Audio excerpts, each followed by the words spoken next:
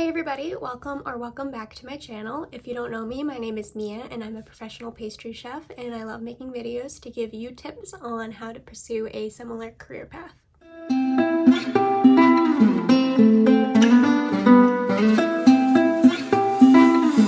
I feel like, is my camera going down? No. Okay, I think we're good. Every time I film a video, I have a different background, so hopefully this will be the same background for a while now. So let's just get right into the video. If you have been subscribed to my channel for a while now, or maybe you came across my channel through another video, you might have seen my day in the life as a pastry chef in San Francisco video. I believe, I actually don't know when I posted that. Let me check. I posted that 10 months ago, so almost a year ago. And then almost immediately right after I posted that, COVID-19 happened, and that was a pain in the ass.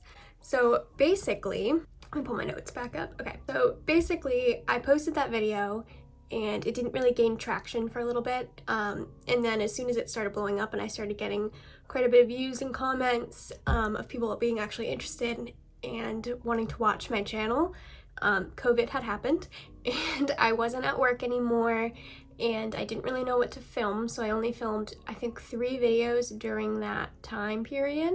But now that it's been about 10 months since I filmed that, and COVID happened in March, so like 8 months since COVID happened, or not happened because it's still happening, but since COVID, I guess, started, I think I'm finally comfortable enough where I can talk to you about how COVID has affected my life and my career as a pastry chef and what's different from that initial day in my life video to now, what my realistic day in my life is now, and I guess what's different and what has changed based solely on COVID. So I guess let's just get started. On March 17th, my restaurant announced that it was going to be closed. This was because the city of San Francisco and the state of California decided to completely shut down pretty much everything that wasn't essential business. So anything that wasn't a grocery store or a pharmacy was completely shut down. You couldn't get takeout food, you couldn't get pretty much anything. You could just sit at your home and go to the grocery store, and that was it. So obviously I wasn't at work then, and my apartment was really tiny. It was a ground floor apartment with like barely any windows, so I didn't have the lighting to film anything about cooking or baking in that apartment, so I didn't really film much during my quarantine situation. So on March 17th, when they announced they closed, it was actually a good thing for us at the time because so many people were not going out to restaurants during that time period. While we were still open, nobody had really been making any moves to tackle COVID and to, I guess, figure out the next step. So restaurants were still open, but people knew that there was a virus going around, so nobody was really going out, and because of that, we were losing a lot of money by keeping the restaurants staffed and open, but we couldn't decide to close because if we decided to close on our own and it wasn't state mandated, sorry, I kicked the tripod, then the rent for the building wouldn't be paid for because insurance doesn't cover it unless the state says that we have to close. So on March 17th, the state said that they had to close, and that was good news for us at the time because that means we were getting enough money from the government, from insurance, to pay for rent for the building. For a little while there, for a couple months, I was on unemployment. I was just chilling at home, not really doing much, doing the whole quarantine thing that everybody was doing where it's like, I'm gonna try to stay motivated, but in reality, we were all binge watching like Outer Banks or whatever first came out during that time. I don't even remember. Pretty much nothing really exciting happened. I wasn't really baking. I wasn't really doing anything. And then August rolls around, and in August, they announced that the restaurant was going to close its doors for good and that they weren't going to survive COVID, and that even when everything is lifted and the vaccines get out and whatever and life goes back to normal, we don't have to wear masks, even then the restaurant wasn't going to exist anymore. So at that point in time, I had to decide if I was going to stay in San Francisco and try to find another job and live off unemployment and try to figure things out, or if I was going to move back home to my home state of Massachusetts And this was a really hard decision for me because I loved San Francisco. I really loved my job, so the news that they weren't going to be open anymore was really devastating to me. I loved everybody that I worked with. I had amazing bosses. I had amazing coworkers. I was doing work that I enjoyed doing every single day. I really loved going there. So that was really hard for me to hear. And I think it came down to a lot of things. It came down to, one, I knew the job market was going to be really, really difficult because of how many restaurants were closing. I knew that with, how many people were going to be applying, it wasn't going to be an easy feat to find a new job, especially one that was going to be a similar salary as I was already paying. And since I needed to keep up with my rent, then I knew that I had to find something with a competitive salary to what I was already making. So between that and, just not knowing when the end was going to happen. I mean, it's November now and there's still really no end in sight. I decided to move back home into my home state of Massachusetts. And like I said, this wasn't an easy decision. It kind of set me back even farther with pretty much everything, with the whole YouTube thing, with not really baking as often, pretty much everything. So I moved back home, and I can't really remember how much longer after that I was given the opportunity to work at a restaurant that was really close to where I was living. It's about a 10-minute, 15-minute drive, not much farther than that.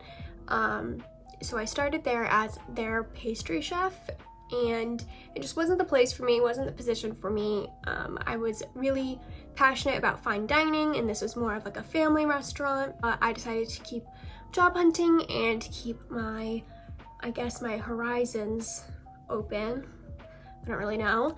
So recently I've just got a new job in Boston, Massachusetts. It's fine dining. I'm really excited to start working there. Hopefully I'll be able to get more videos out and show you like the fine dining side of things. So I'll be starting there in a couple weeks and leaving my job back where I am right now.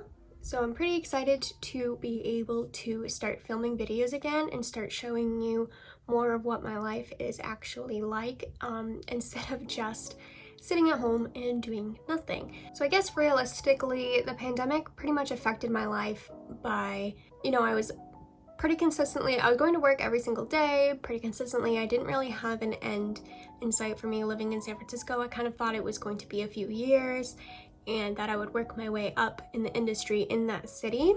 But obviously COVID had other plans. So it really opened my eyes to how fragile the actual industry of restaurants is. And it really showed me that it may feel small, where you meet somebody on the street and a lot of times they're not chefs. Like, how often do you really meet a chef?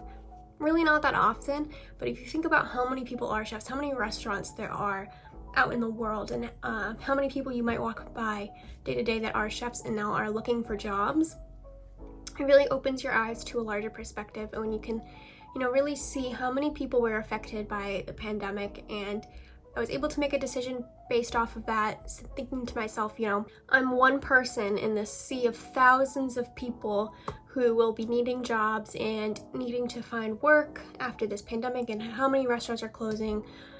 Hundreds of restaurants are closing because they can't keep up with the financial burden that COVID has caused. I think it was just the better decision to decide to move home, and I'm able to be secure with my family, have somewhere to stay in the meantime, and I have connections here. The initial job, the first job that I was at, not the one in Boston, but the first one, was actually brought to me by connections through my father. So it was really nice to be able to find somewhere who would take me in because they knew I was trustworthy. So at this point in time, I am just kind of seeing where things take me, seeing where, how everything is going. I'm not really looking too far ahead as I did before, where I was thinking, I'm going to be out in San Francisco for years. At this point, I'm kind of just like, all right, well, in the back of my mind, I know that COVID is still a thing and we can still get shut down pretty much any day now. So I'm constantly thinking about that. I'm constantly thinking, okay, I need to make money, obviously, and I need to be able to sustain myself. So obviously I still went out and found a job and everything like that, but I need to make sure that, I guess, that I'm okay in a sense. I mean, like, I am okay, like, as a person. I'm okay. But I think it's just important to remind myself how many people are affected. That's not just me, and how many people are going through a very similar experience, and to always keep that in mind. And it's pretty much it. I mean, I expected this video to be longer, but it's pretty much cut and dry. Like, my restaurant closed, I moved back home, got a new job. That's pretty much it. I mean, it was a lot more complicated than it seems just talking it out now. It was a lot of decision making, a lot of I'm not really sure what I'm gonna do. It took, like I said, we shut down in March and then officially closed our doors for good in August. So that was a few months of not really knowing and just kind of sitting around and waiting for them to say any kind of news pretty much, and waiting for them to announce pretty much anything. And then in August, when they officially announced that they closed, I was actually already back home visiting, and I was always planning on going back to my apartment in San Francisco. So I had actually moved out of my apartment in September, so it even took a month for me to be able to get there and pack up and leave. So this whole thing, it definitely wasn't like rash decisions. It wasn't like, okay, well, I'm just gonna do this because this. It was all very calculated and very, you know, if I stay in San Francisco and I don't have a job, I'm going to be living off unemployment, and they stopped doing the extra $600 a week. So then my amount of money that I was getting was drastically lowered. So will I be able to afford rent? I had just bought a car before COVID happened. So will I be able to afford car payments, gas, groceries, the materials I need to care for my cat, pretty much everything. I had to, you know, consider if it's worth staying in California to possibly find a job when the job market is going to be so heavily saturated and people also looking for jobs, or is it more worth it to go home where I know I'm secure, and hopefully things, you know, keep looking up, and hopefully I'll be able to make more videos soon. I would absolutely love if you guys could leave in the comments any kind of videos you want to see. Maybe another Q&A video if you want to leave questions. I won't be at my new job for a couple weeks now, and I'm not quite sure how they feel about me filming there, so I don't know if I'll be able to do another day in the life, but I would love to if it's possible. But pretty much anything else that you want to see, make sure you leave that in the comments. And it could be anything from culinary school to just pretty much anything about the industry. I would love to do cooking videos if you guys are interested in that. Make sure you like and subscribe to see my future videos. We just hit 2,000 subscribers and I'm so excited. I honestly never thought that I would even get 2,000 subscribers. I made that day in the life video, you know, for fun. I just decided to bring my camera to work one day and randomly film, and it's gotten me here, and I'm so excited to start this journey with everybody and all 2,000 of you. So make sure you like and subscribe, and I will see you next time. Bye guys.